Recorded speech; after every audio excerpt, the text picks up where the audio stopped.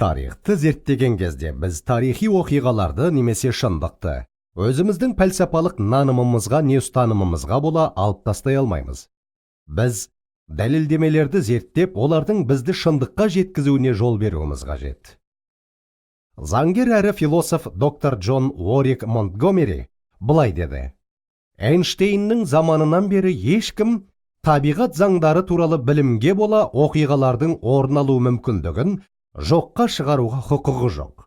Оқиғаның орын алуы мүмкін немесе мүмкін емес екендігін білудің жалғыз жолы оның шын мәнінде орын алғандығын анықтау. Кереметтердің болуы туралы мәселе пәлсапалық болжамдар саласында емес, тарихи зерттеулер жүргізу негізінде шешілуі тиіс. Тарихи зерттеулер жүргізу саласында мен 3-ші күні Мәсіхтің өлімнен қайта тірілгені жайлы дұрыс пікірлі дәлелдемелердің кез келген адам үшін жеткілікті деген қорытындыға келдім.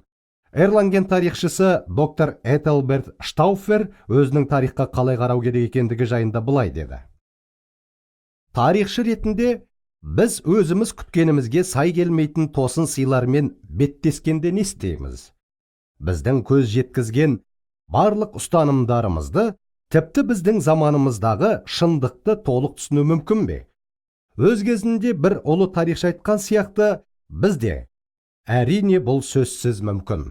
Неге олай болмасқа? Сыни тарихшыға мүмкін емес ештеңе жоқ деп айтамыз. Қадірлі тарихшы доктор Филипп Шаф мынадай зерттеу жасады. Тарихшының мақсаты тарихты бір жақты пікірден құрмауы және оны өз қалауына сәйкес лайықтамауы тиіс. Қайта оны ең үздік дәлелдерден шығарып, оның өзіне сөйлеуіне мүмкіндік беруі тиіс. Мюнхен университетінің профессоры Вольфхард Паненбург былай деген: Исаның қайта тірілуі орын алды ма жоқ па, бұл тарихи сұрақ. Ал қазірде бұл тарихты зерттеушілердің алдында тұрған сөзсіз өзекті мәселе. Сондықтан да бұл мәселе тарихи деректер деңгейінде шешілуі тиіс. Сондықтан да мен қайта тірілуді және Мәсіхті барлық қырынан зерттеп, оны жоққа шығарғысы келген сенбеуші ретінде мынадай қорытындыға келдім. Дәлелдердің басым көпшілігі бір нәрсеге сілтейді: 3-ші күні Мәсіх өлімнен қайта тірілді.